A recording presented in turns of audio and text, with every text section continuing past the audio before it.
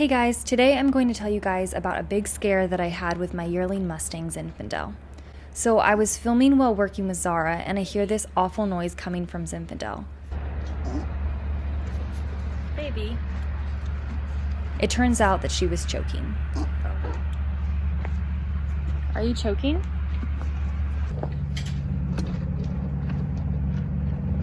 Oh my gosh. I flipped my camera around and began to rub her neck. I had seen this done before when a horse at my old barn was choking on grain. Are you okay? Honestly, I don't know if it worked or not, but she was letting me do it, so I continued. Then she made another horrible sounding noise, so I called my emergency vet. While I was on the phone with them, Zinni collapsed to the floor and was thrashing about. Her eyes were back in her head, and I thought I was going to lose her. The vet said they would be there in 30 minutes. I was frantic and ran to the house to get Zach. When we got back to the pen, Zinfandel was standing up. She was still wheezing, but she was up. I put a halter on her and we waited. The vet got here and struggled to sedate her. Finally, they found a vein, put a twitch on, and started to tube her. If you don't know, a twitch is a device that is used to restrain horses for stressful situations, such as veterinary treatment. It's a little rope loop which is wrapped around the upper lip of the horse and then tightened. It's a controversial thing, but the twitch is considered a humane method of restraint and is commonly used by horsemen and veterinarians to keep an animal still and quiet. When treating choke, the vet's objective is to clear the obstruction from the esophagus. This is done by passing a tube through the horse's nostril and down into the esophagus, to the point of the obstruction. The vet then flushes water into the tube and siphons it back out again.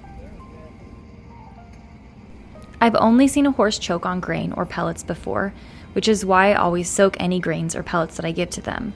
But Zinfandel choked on hay, which I found odd.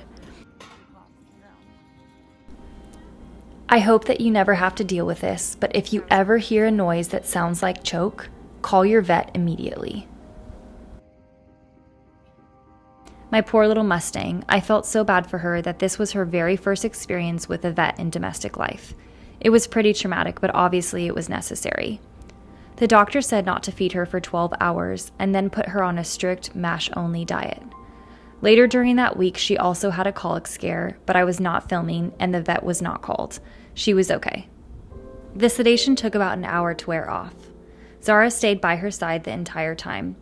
I was surprised she got that close to the fence with all the commotion going on. These two love each other very much. I also realized how much I love this little baby when I almost lost her. She is such a precious big little horse. I had to give Zinfandel an antibiotic for 2 weeks to help heal any possible lacerations in her esophagus. I mixed 8 pills in warm water and then put them on her mash in the morning and at night. You can tell she really loves her mash. Oh my goodness, are you eating alfalfa? You're so dirty. Oh my goodness, look at that nose. She's back on hay now and she hasn't had any problems. When we wake, hear the birds and see the sun. Side by side our fears are done. Oh, the good times just begun. Oh, we know what we have, let's hold on tight. Found what we're looking for in life. Call us crazy, but things are finally right. With you and I, the future